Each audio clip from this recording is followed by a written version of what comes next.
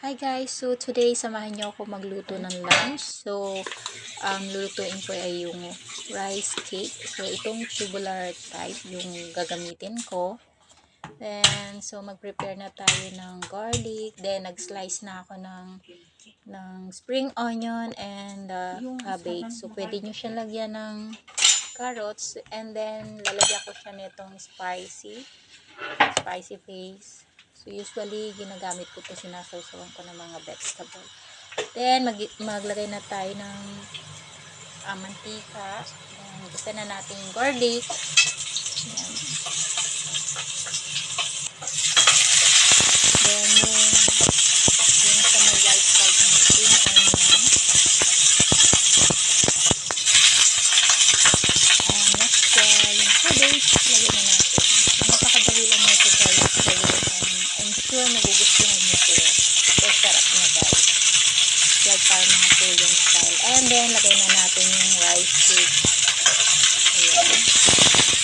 So, ito, lalagyan ko siya guys ng konting kimchi.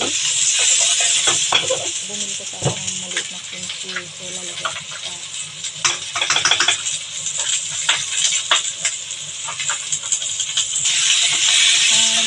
Ito guys, ang ilalagay kong panluto is yung chicken stock. Pero kapag hindi chicken stock yung gagamitin nyo, islagay nyo na lang siya ng mga spices.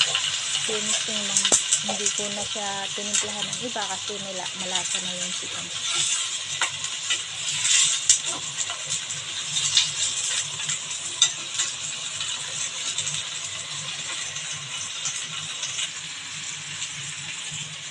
Then, lagyan na natin siya nitong spicy paste.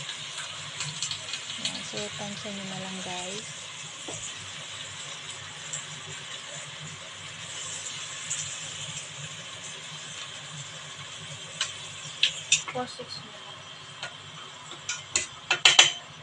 Ayan, so, lutuin lang natin to, cover natin. Then, lutuin lang natin to ng about 6 minutes or depende kung ano yung gusto nyong texture ng rice cake. So, 6 minutes ko lang itong niluto guys. And now, it's done. Look at that. Yung isang pack is good for 2 person. Grabe, busog na kayo niyan guys. So, thank you for watching. God bless.